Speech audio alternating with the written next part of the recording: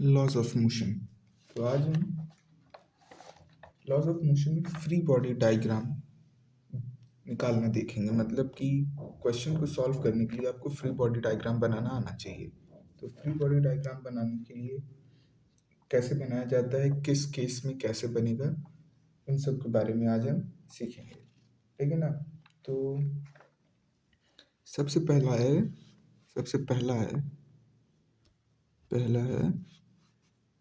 F is equals to M ए।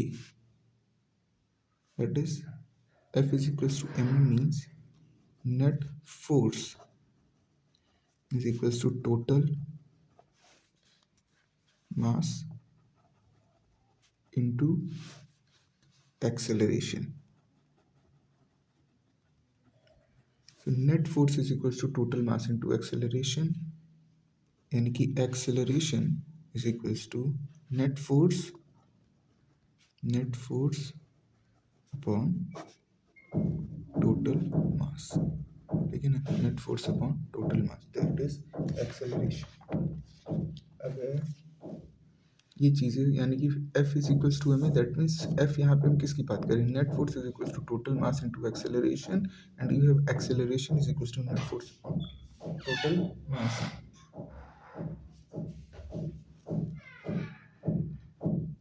ठीक, तो अब है तो पहला हम देखते हैं अब application.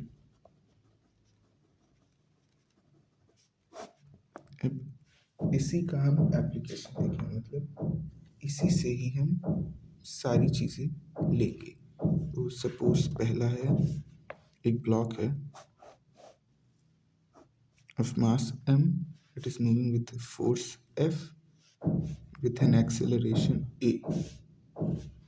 So a is equals to F upon m, और ये ग्राउंड पे मूव कर रहा है तो इस पे नीचे mg लगेगा ड्यू टू ग्रेविटी, और ऊपर नॉर्मल फोर्स लगेगा, तो n is equals to mg, ठीक है। दूसरा है कि एक ब्लॉक है, इसके ऊपर एक ब्लॉक और है, इसका मास m1 है, इसका मास m2 है, ठीक है। तो A is equals to F net upon total mass, A is equals to F net upon total mass, A is equals to F net upon total mass. और अगर यहाँ पे फोर्स लग रही है तो तुम आपका acceleration A will become F upon m1 plus m2। ये एक्सेलरेशन हो जाएगा सिस्टम का, एक्सेलरेशन ऑफ सिस्टम, मतलब पूरा m1 m2 मास सिस्टम का एक्सेलरेशन, यानी कि एक्सेलरेशन ऑफ दिस थिंग, पूरा m1 एंड m2 का पूरे सिस्टम का acceleration f by m1 plus m2 हो जाएगा, ठीक। और अगर अब हम को नॉर्मल रिएक्शन निकालना है तो पहले हम ऊपर वाले ब्लॉक से स्टार्ट करते हैं, ठीक है ना। तो ऊपर m2 था तो नीचे m2g लगेगा, ऊपर n2 लगेगा, और ये ब्लॉक कहीं मूव नहीं कर रहा वर्टिकल डायरेक्शन में या हॉरिजॉन्टल में, यानी कि n2 is equals to m2g,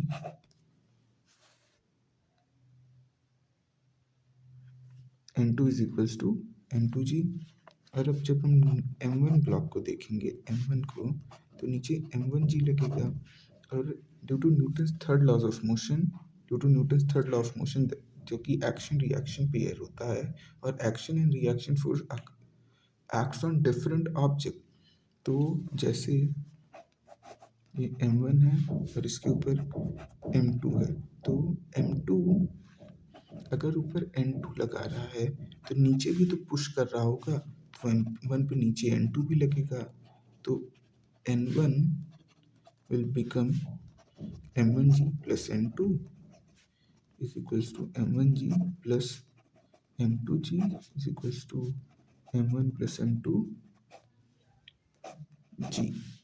ये आपका n1 हो जाएगा, ठीक है ना, ये n1 हो जाएगा।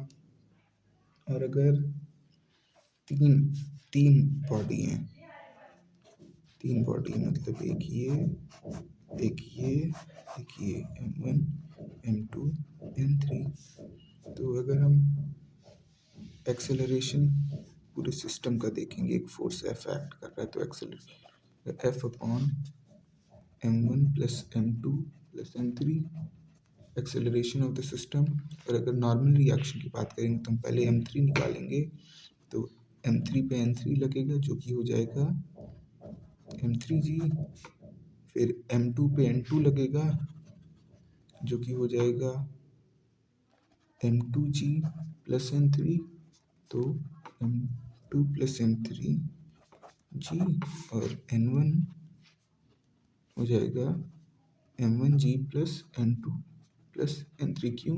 क्योंकि दोनों ब्लॉक इस पर पुश करेंगे। या फिर ऐसे भी आप मान सकते हो कि M2 के डाउनवर्ड M2 पर कौन कौन सी फोर्स नीचे की तरफ लग रही है, M1G M2G और N3, तो वही इस पर भी लगेगी। तो इसका नॉर्मल रिएक्शन हो जाएगा M1 plus M2 plus M3G। ठीक ठीक ना।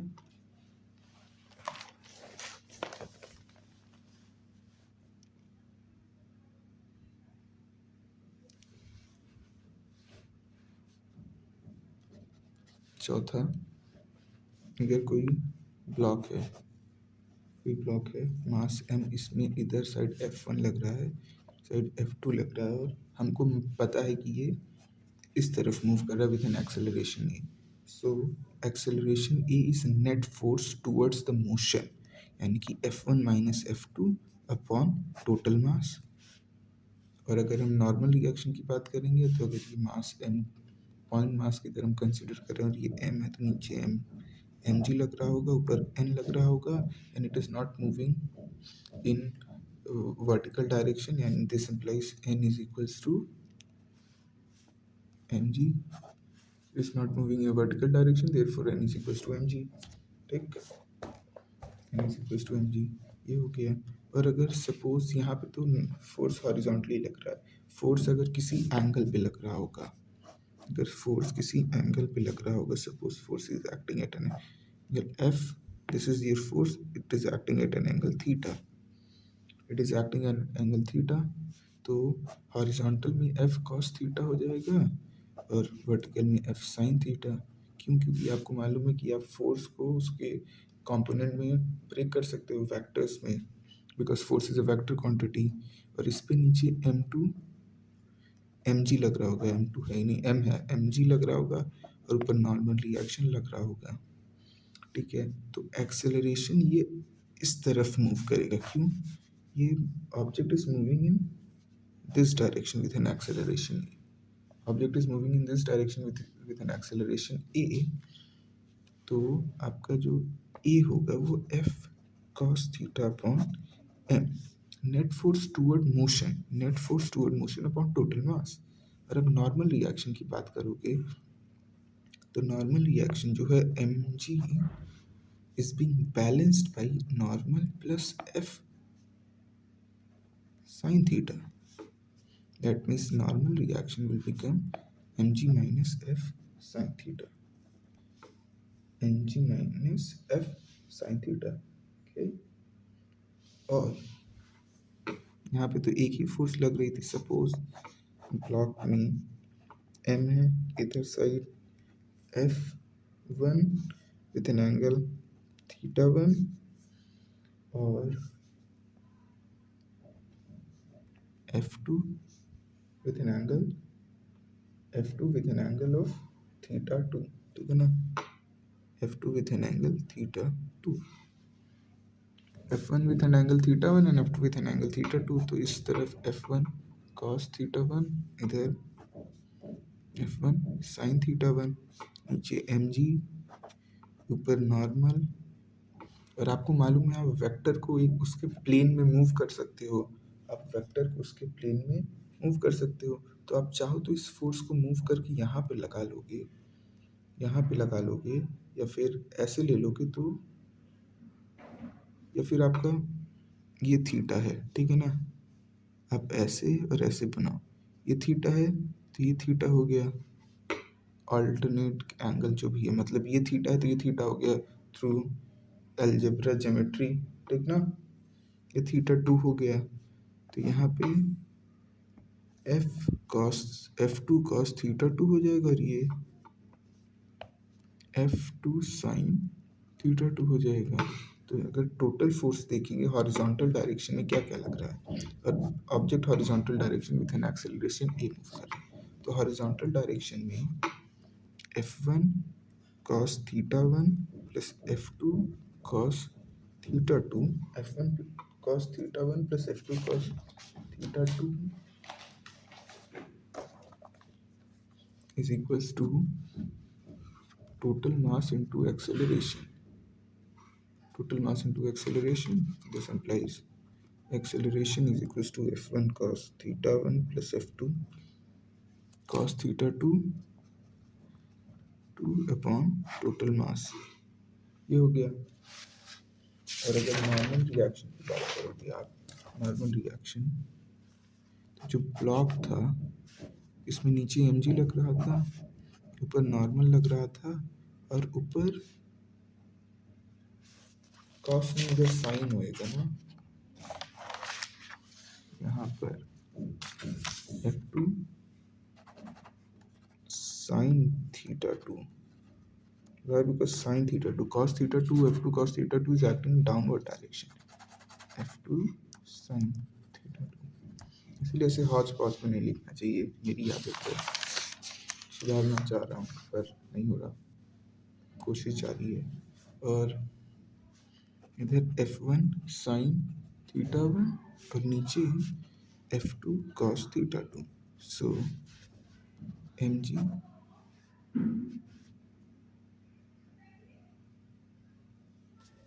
plus F2 cos theta 2 is equals to n plus F1 sin theta 1. This implies n is equals to mg plus F2 cos theta 2 minus F1 sin theta 1. ये हो गया, ठीक, ये हो गया। कौन सा नंबर था ये? 6th नंबर था ये। और फिर 6th 7th नंबर अगर देखेंगे, सपोज ये है, ये वॉल है, इस पे एक ब्लॉक है, और ये फोर्स F एक्ट कर रहा है ब्लॉक ऑफ मास M, ठीक है ना। So what should be the force, what should be the acceleration, what should be the acceleration, तो नीचे mg लगेगा और वॉल इस पे रिएक्शन फोर्स लगाएगी, तो n, वॉल इस पे रिएक्शन फोर्स लगाएगी, ठीक है ना। तो आपको मालूम है F is equals to n, F is equals to n, and, और यही इसको नीचे मूव कराएगा, तो force in the direction of motion is equals to mass into total mass into acceleration. This implies acceleration is equals to acceleration due to gravity. That means it will be under free fall. क्यों under free fall है? क्योंकि यहाँ पे friction की कोई बात ही नहीं है, तो ऑब्जेक्ट रुक नहीं पाएगा दीवार पे, क्योंकि फ्रिक्शन की कोई बात कोई नहीं है, ऑब्जेक्ट दीवार पर रुक नहीं पाएगा, ठीक ना, ठीक। और ये हमने क्या लिया है, यहाँ पे क्या लिया है, net force towards the motion, net force towards the motion is equals to total mass into acceleration. इस चीज का प्रयोग हुआ है A is equals to G निकालने में। Force towards the motion that is mg, your weight is equals to total mass into acceleration, so acceleration comes out to be G। अब है अगला, हम देखेंगे कनेक्टेड बॉडी सिस्टम के बारे में, कनेक्टेड बॉडी सिस्टम के बारे में। सपोज ये M1 है, ये M2 है, और ये M3 है, और इनमें इधर से फोर्स F लग रही है, तो इस तरफ से आप पुश कर रहे हो तो एक्सेलरेशन इधर ही आएगा, ठीक, इधर ही आएगा। तो अब इसमें आपको एक्सेलरेशन ऑफ द सिस्टम या ब्लॉक निकालना है, acceleration of the system and acceleration of the blocks. अगर हमको इसमें एक्सेलरेशन ऑफ द सिस्टम और acceleration of the block, acceleration of the system निकालना तो बहुत आसान है। Acceleration acceleration of the system, system मतलब पूरा m1 m2 m3 पूरे ब्लॉक का सिस्टम, पूरे मास ब्लॉक का system. Acceleration of the system is equals to net force upon total mass m1 plus m2 plus m3, ठीक है। m1 plus m2 plus m3 ये a है, और m1 का एक्सेलरेशन सपोज a1 है, m2 का acceleration a2 है, m3 का एक्सेलरेशन a3 है। तो a1 a2 a3 क्या होगा? तो ये चीज़ें याद रखना है कि acceleration of connected body same, acceleration of connected bodies are same. What does that mean? That means, पहले लिख देता हूँ क्या, acceleration of connected body, acceleration of connected body is same.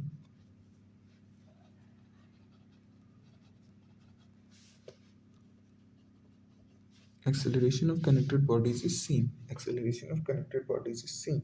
That means, what does that mean? That A1 equals to A2 is equals to A3 which is equals to A.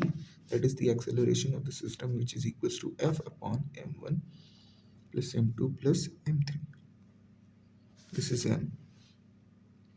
Okay, ठीक है।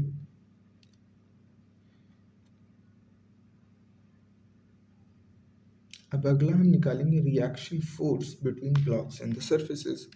Reaction force between blocks and the surfaces, तो एक बार हम फिर से बना लेते हैं। ये है m1 m2, this is m1, this is m2, this is m3। तो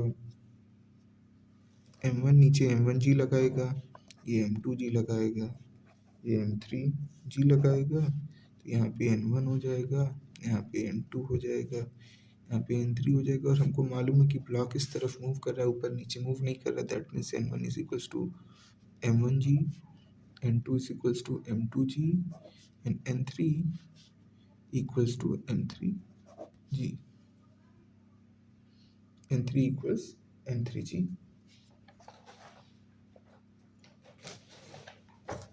ठीक, अब हम निकालेंगे reaction force between the blocks, reaction force between the blocks. Okay, reaction, ये तो reaction force between ground, this is ground reaction force, और reaction force between ground and, यहाँ पे हम नॉर्मल फोर्स को रिएक्शन फोर्स बोल दे रहे हैं। पर एक चीज देख लीजिए, पर अगर मास m है और यहाँ पे ये फ्रिक्शन है, मैं कह दिया म्यू कोफिशिएंट ऑफ फ्रिक्शन है, तो F अगर फोर्स लग रहा है, F फोर्स है, तो friction force opposes the direction of motion. तो अगर मोशन इस तरफ और इस तरफ एक्सेलरेशन है, तो friction force will be opposite to that. तो ये फ्रिक्शन फोर्स हो गया, तो ये नॉर्मल हो गया, ठीक। तो this will be your reaction force and here is your phi is angle of repose. So reaction force, if friction is there, अगर उसने पूछ लिया रिएक्शन फोर्स, तो अब नॉर्मल फोर्स और फ्रिक्शनल फोर्स का निकाल रहे हैं।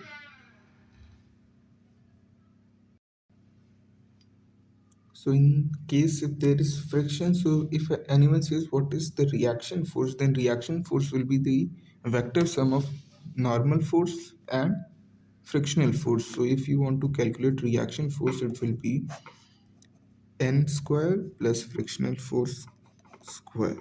Okay, पर यहाँ पे इन सब चीज़ों में हम यहाँ पे रिएक्शन फोर्स इसलिए बोल सकते हैं क्योंकि यहाँ पे कोई फ्रिक्शन है ही नहीं, तो एफ फ्रिक्शन फोर्स 0 हो गया, फ्रिक्शन फोर्स इज जीरो होता है तो reaction force is equal to normal force, isn't it? समझ रहे हो ना क्या कहना चाह रहा हूँ? तो ये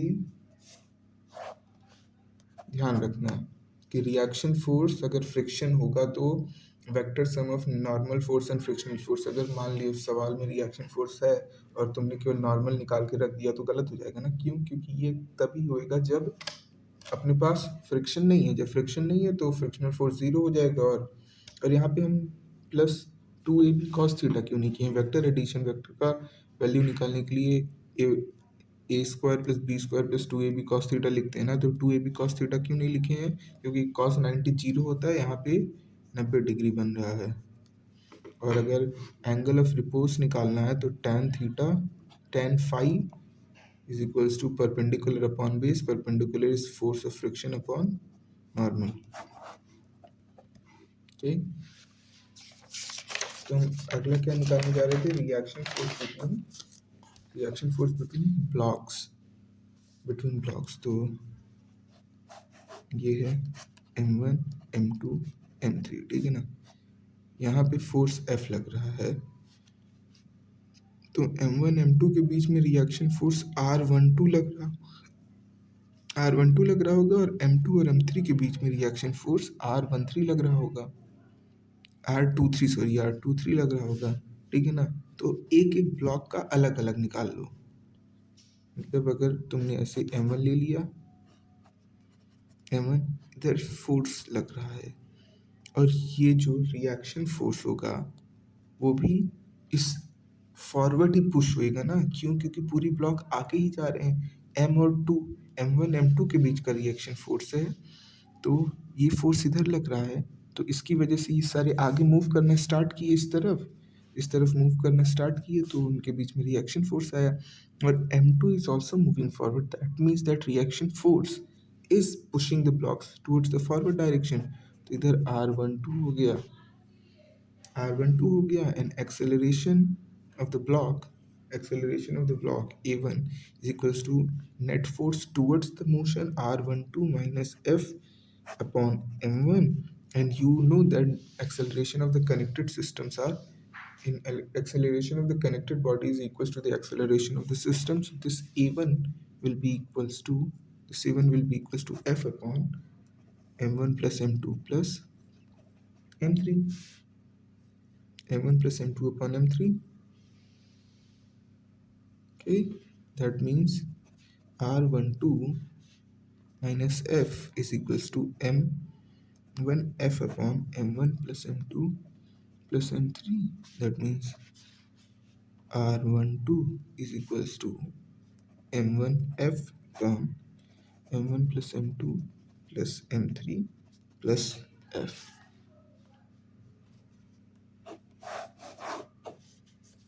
ये F कॉमन ले लो, तो ऐड कर लोगे, ठीक ना। ये हो गया। या फिर मैं F कॉमन लिया, M1 by M1 plus M2 plus M3 plus 1 by 1 M1 plus M2 plus M3, M1 plus M2 plus M3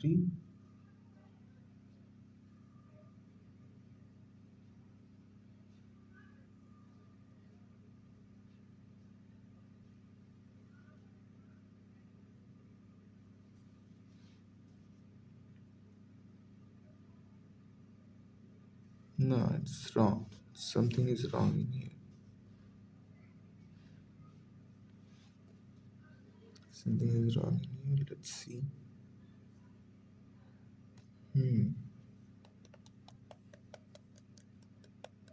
समझ में आया क्या गलत है? पूरा गलत है। कैसे? देखते हैं कैसे।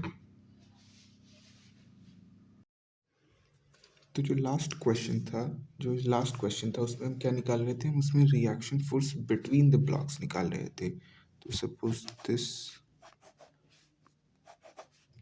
M1 M2 M3 इधर साइड में और यहाँ पे फोर्स F लग रहा था, ठीक है ना। यहाँ पे फोर्स F लग रहा था। एक्सेलरेशन हमने क्या निकाला था? F upon M1 plus M2 plus M3।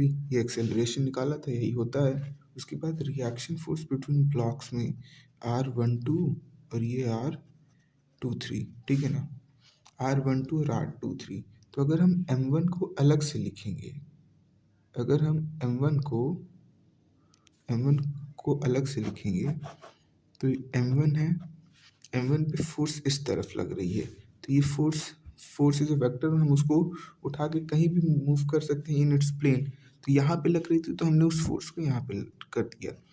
अभी भी डायरेक्शन ऑफ ब्लॉक इस तरफ है, डायरेक्शन ऑफ ब्लॉक इस तरफ है, मूवमेंट ऑफ ब्लॉक इस तरफ है, R12 है। तो अगर F इस तरफ M1 ऐसे पुश हो रहा है तो M2 को भी वो ऐसे पुश करेगा, और M2 M1 पे इस तरफ फोर्स लगाएगा टूवर्ड्स इट्स लेफ्ट। तो R12 M1 पे इस डायरेक्शन में लग रहा है, R12 M2 पर राइट डायरेक्शन में लग रहा है, पर on M1 R12 is acting on the left side, ठीक है ना। तो फिर वही net force toward motion, movement इस तरफ है, F minus R one two is equals to M1A, R12 is equals to R12 is equals to F minus M1A, F minus M1A, ठीक। F माइनस M1, A कितना है, A हम निकाल चुके हैं, A क्या है, F by M1 plus M2 plus M3, ठीक ना।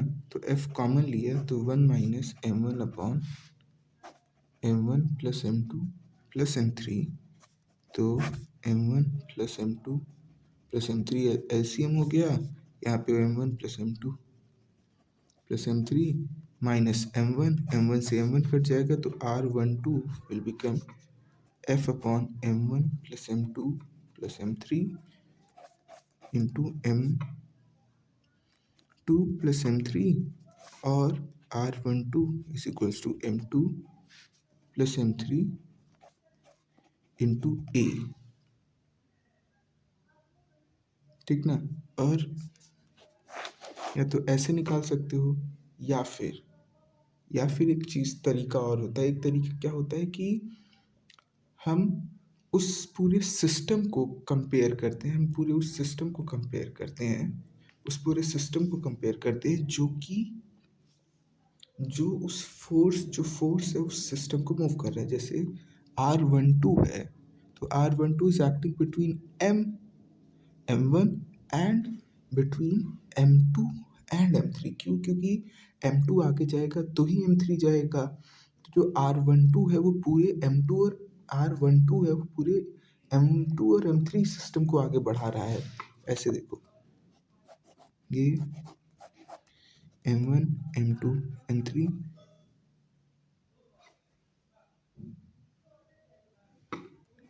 यहाँ पे R12 लग रहा है, यहाँ पे R12 लग रहा है। जब यहाँ पे R12 लग रहा है तो यहाँ पे फोर्स F लग रही थी, तो R जो M2 है M1 पे R12 तो इस तरफ लगाएगा, पर M1 M2 पे R12 इस तरफ लगाएगा, और जब M2 मूव करेगा तभी M3 मूव करेगा।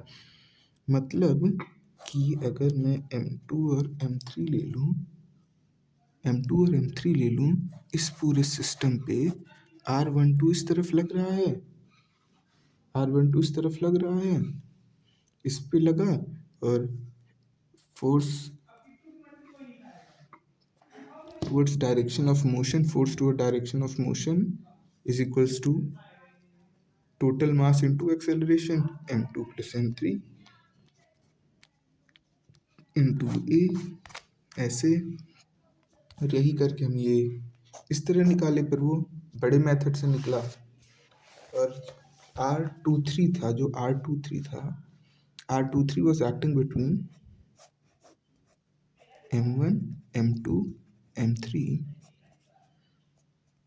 R23 was acting between M2 and M3, R23 was acting between M2 and M3। तो अब तुम इसको इस तरह सॉल्व कर सकते हो, कैसे? या तो M2 ले लो, यहाँ पे R12 ड्यू टू M इधर लगेगा, R23 इधर लगेगा, एंड इस तरफ मोशन है, यानी कि R12 minus R23 is equals to M2 into A। So R23 will become R12 minus M2 F upon M1 plus M2 plus M3, और R12 है अपने पास, R12 हमने निकाला है M2 प्लस M3 ए, और इसको भी मैं M2 ए ले लूँ, यानी माइनस है ये, यानी कि M2 ए प्लस M3 ए माइनस M2 ए, ये से ये कट गए तो R23 comes out to be M3 ए।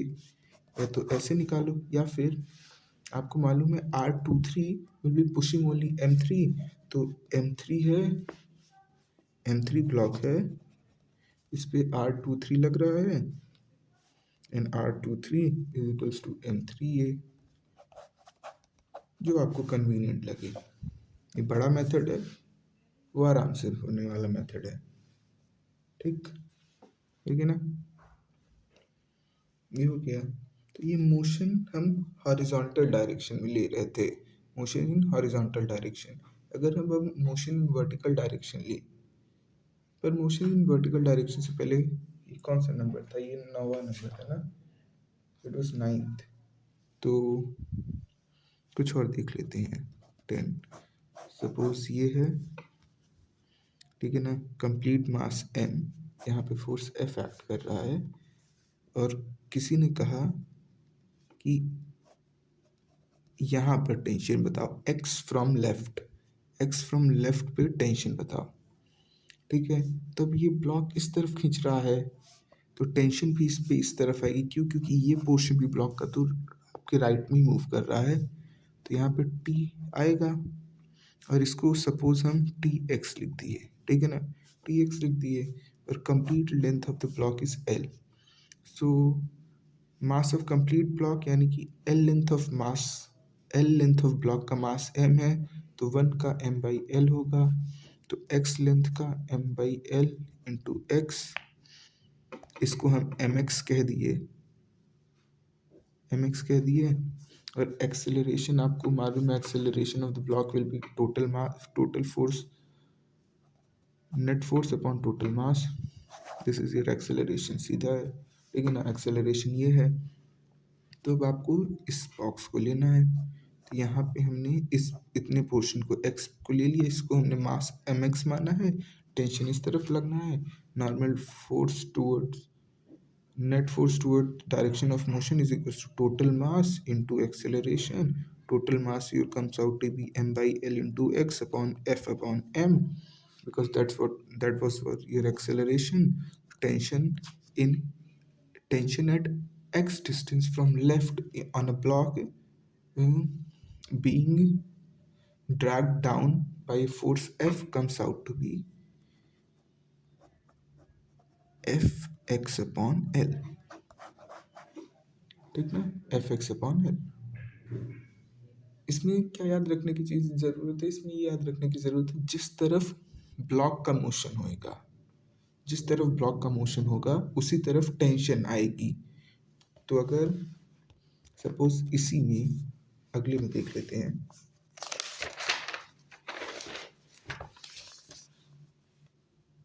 जो 11 था, ठीक है ना, वो 10 था, 11 सपोज ब्लॉक है, फोर्स इधर लग रहा है,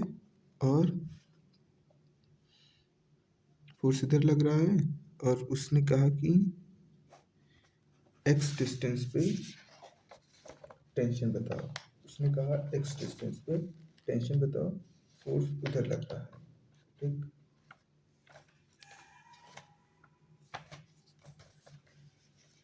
x डिस्टेंस पे टेंशन बताओ, फोर्स उधर लग रहा है,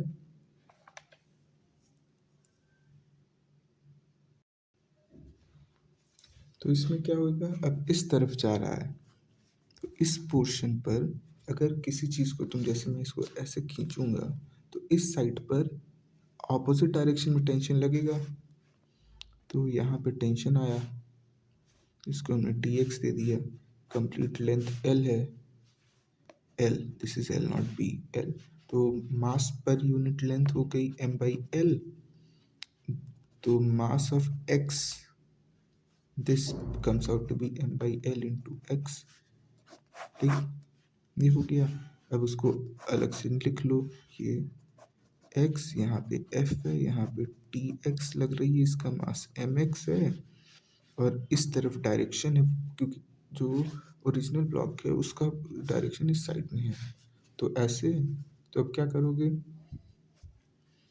नॉर्मल है f minus T X is equals to M X A और कंप्लीट ब्लॉक का acceleration net force toward motion upon total mass यानी कि f upon m।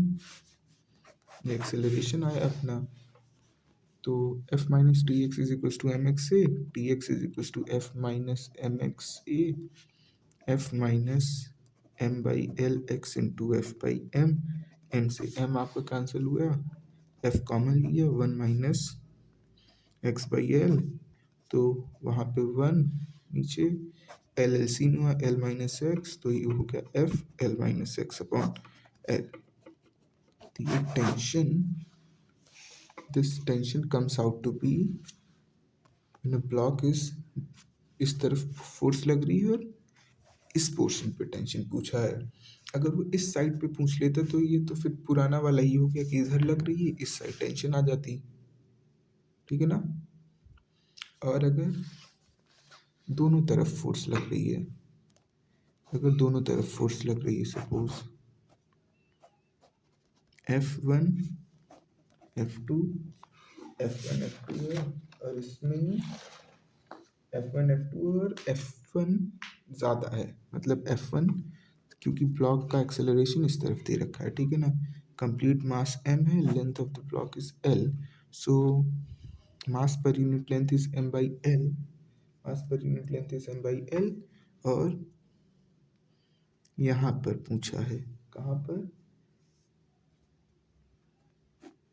x from f2 पूछा है, x फ्रॉम f2 पूछा है, ठीक है ना।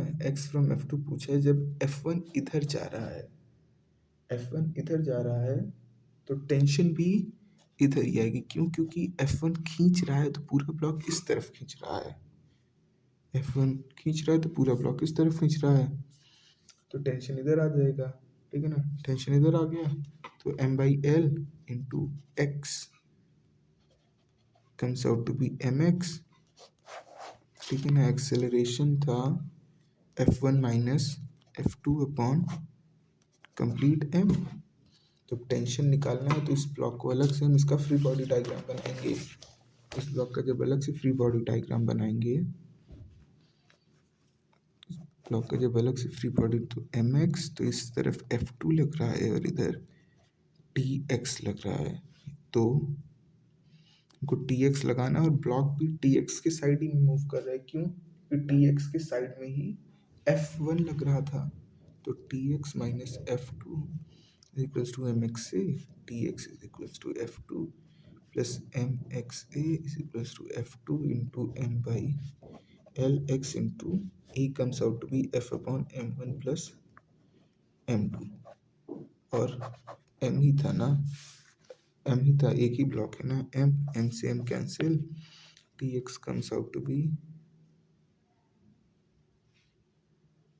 f2 minus f1 minus f2 था ये, f2 into x times f1 minus f2 upon f1 minus f2 upon l, f1 minus f2 upon l, ठीक है ना। और ये प्लस है यहाँ पे, plus tx comes out to be f2 plus f1 minus f2 x by l, ये हुआ, ठीक है ना।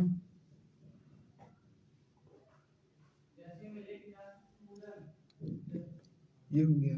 अब हम देख लेते हैं motion in vertical direction, motion in vertical direction, free body diagram, motion in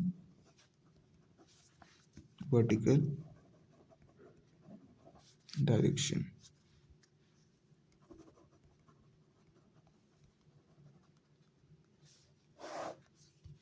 motion in vertical direction, motion in vertical direction, तो सपोज ये ब्लॉक है रेस्ट पर है, रेस्ट पर है तो नीचे mg लगेगा, m है, ऊपर नॉर्मल n है, n is equals to mg.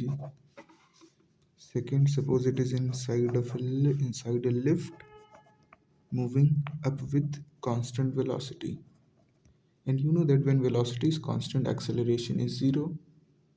Acceleration is zero, that means mg इधर लगेगा, नॉर्मल इधर लगेगा, और ऊपर की तरफ मूव कर रही है बॉडी, तो n माइनस एम जी ऊपर की तरफ मूव कर रही, तो यही ज़्यादा होएगा, is equals to mass into acceleration A. Acceleration zero है तो n is equals to M G हो गया.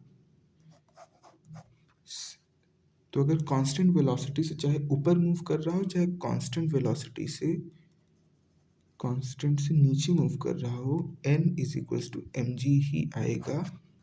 If a block is kept inside a lift moving with a constant velocity, whether the lift is moving upward or in upward direction, or the lift is moving in downward direction, the answer will always comes out to be n is equals to mg. The normal will always come out to be n is equals to mg. ठीक है ना, ये हो गया. अब अगला है suppose this is your block inside a lift moving down with acceleration a, moving down with acceleration a, तो mg n, तो यहाँ पे mg minus n is equals to ma, net force toward acceleration, ma net force toward motion, and net force toward acceleration तो ma ही है, तो n आ जाएगा mg माइनस ma, और n comes out to be mg minus a. तो अगर downward move कर रहा है विद एन एक्सेलरेशन a, तो normal reaction come out to be m times g minus a. And if it is moving upward, if the lift was moving upward with acceleration a, so mg n, so you get n minus mg is equals to ma, n is equals to mg plus ma, और mg plus a.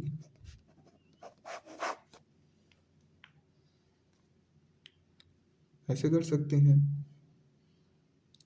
या फिर इसको एक तरीके से और किया जा सकता है. कैसे किया जा सकता है, ए आपका ऊपर मूव कर रहा है, तो पूरा सिस्टम इज मूविंग अपवर्ड, पूरा सिस्टम ऊपर के डायरेक्शन में जा रहा है, ठीक है ना. तो ये ब्लॉक भी ऊपर जा रहा होगा, तो हम इस पर एक सूडो फोर्स लगा लेते हैं. Suppose this is M G N. Now this block along with your lift is moving upward with an acceleration of ma, तो हम ऑपोजिट साइड में एक सूडो फोर्स लगा लेते हैं ma. तो अब ये ब्लॉक रेस्ट पे आ गया. क्यों? क्योंकि ये फोर्सेस तो कैंसिल कर ही रही थी अगर ये रेस्ट पर होता. बस ये दिक्कत है कि ए एक्सेलरेशन से ये ब्लॉक ऊपर मूव कर रहा है, तो अगर एक सूडो फोर्स डाउनवर्ड एक्ट करेगी तो ये रेस्ट पे आ जाएगा. अब सीधी बात है, n is equals to M G plus M A, n is equals to M G plus A. यही आप ऊपर वाले केस में भी कर सकते हैं. इसमें नीचे जा रहा था तो आप ऊपर साइड सूडो फोर्स लगा लोगे तो हो जाएगा n, ऊपर साइड सूडो फोर्स लगा लोगे तो n plus ma is equals to M G, n plus ma is equals to M G, so n is equals to M G minus ma, m times g minus a. ठीक ना, ठीक. और ये सब तो ठीक है, but when the acceleration of the lift is equals to g, मतलब जो कॉर्ड होती है लिफ्ट की वो टूट गई. अगर लिफ्ट की कॉर्ड टूट गई तो acceleration A is equals to G हो गया. तो नॉर्मल रिएक्शन आपका ज़ीरो आ जाएगा. नॉर्मल रिएक्शन आपका ज़ीरो आ जाएगा अगर ब्लॉक नीचे मूव कर रहा है. ब्लॉक इज मूविंग डाउनवर्ड और एक्सेलरेशन ए इक्वल्स जी. कब? But when A is equals to G, when lift is moving downward, तो यहाँ पे हुआ क्या, यहाँ पे जो कॉर्ड था वो टूट गया, तो एक्सेलरेशन जी के बराबर हो गया, तो नॉर्मल रिएक्शन जीरो हो गया, तो ये वेट लेसनेस हो गया, यानी कि फ्री फॉल की कंडीशन हो गई। फ्री फॉल की कंडीशन ये कब हुआ, जब ये लिफ्ट के अंदर एक मास m था जिसका नीचे mg था, ऊपर n था, और a से मूव कर रहा था। When this a equals g, तो नॉर्मल रिएक्शन आपका इस केस में आया था m time g minus a। When a equals g, तो नॉर्मल रिएक्शन जीरो हो जाएगा, वेटलेसनेस या फ्री फॉल की कंडीशन हो जाएगी। फ्री फॉल की कंडीशन हो जाएगी, ठीक ना। और अब अभी हमने देखा कि ऊपर की तरफ ए एक्सेलरेशन से जा रहा था। ऐसा हो सकता है कि lift is moving upward with an acceleration of minus A, तो सेम केस ही लगाना है, ऊपर मूव कर रहा है तो n minus M G is equals to m times minus A, तो यहाँ पे ऊपर की तरफ मूव कर रहा है, तो जो आंसर आएगा नॉर्मल रिएक्शन का n टाइम्स g माइनस ए आ जाएगा m टाइम्स, ठीक है ना। ठीक, और वेइंग मशीन हमेशा, एक चीज़ है कि वेइंग मशीन हमेशा नॉर्मल रिएक्शन नापती है। Weighing machine measures the normal reaction.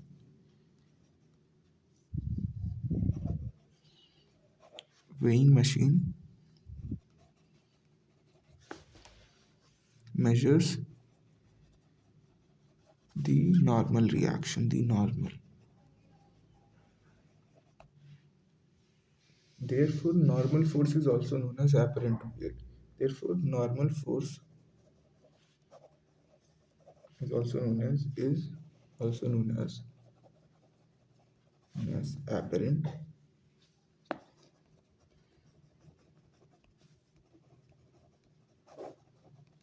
Therefore, normal force is also known as apparent weight.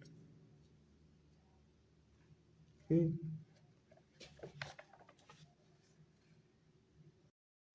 तो ये हो गया free body diagram of objects moving in vertical direction.